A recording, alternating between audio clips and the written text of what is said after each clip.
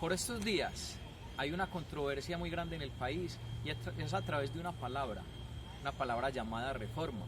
Reforma que para mi forma de pensar no es primero el momento adecuado cuando estamos pasando por una crisis económica y no solamente a nivel nacional sino a nivel mundial. Ahí es donde de pronto hay que poder entender un poquito cuáles son las realidades que trascienden nuestro país.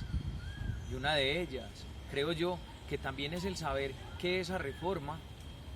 más que venir a suplir unas necesidades, en este caso nos está creando más necesidades al encarecer una cantidad de productos por medio de los costos que esto generarían al momento de grabarse. Además de ello, pienso yo que lo más importante aquí es buscar redistribuir los recursos que inclusive ya tiene el Estado, o que por lo menos se plantee con claridad para qué son esos recursos que hoy se buscan suplir a través de la clase media, que finalmente es la que en este momento se está viendo terminará pagando los platos rotos.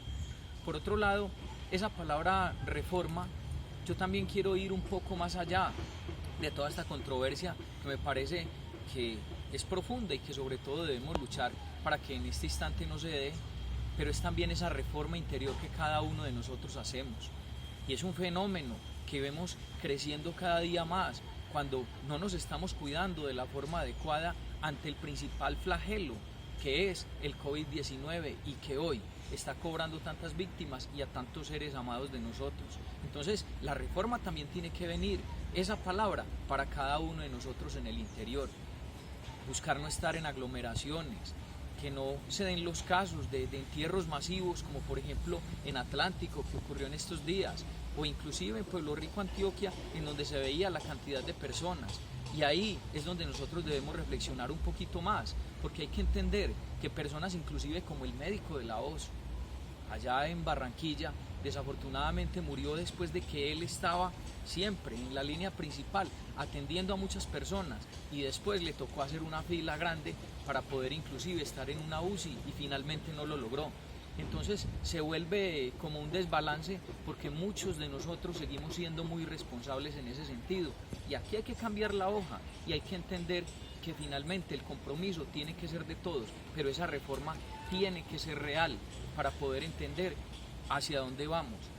Los congresistas, con todo el respeto también les digo, debemos hoy de buscar legislar en el país, pero con el flagelo principal que es el tema del COVID, para ver inclusive, vuelvo e insisto yo, en una reforma, en saber cómo se redistribuyen los dineros que ya tiene el Estado y poder suplir unas necesidades importantes a los comerciantes, inclusive la gente de a pie del día a día, cómo buscar darles unos subsidios, cómo darles unos auxilios para que de alguna manera puedan permanecer en sus casas. Eso se puede hacer desde que ustedes legislen de la mejor manera, desde que legislen inclusive para poder hacer reformas importantes, por ejemplo, en temas principales como es la virtualidad, en educación, en este país. Hoy vemos que es necesario que todos estemos en la virtualidad, pero no hay una legislación que realmente esté cobijando la virtualidad como debe ser para que nuestros estudiantes salgan adelante y dejemos de estar en esas aglomeraciones. También hay que legislar con el tema de la salud y eso para mí es lo principal, no es una cosa más, es lo principal de todo esto. Las cifras así lo demuestran. Cuando hoy en el país estamos hablando que 2.4 billones de empleos 2.4 millones de empleos se acabaron de perder.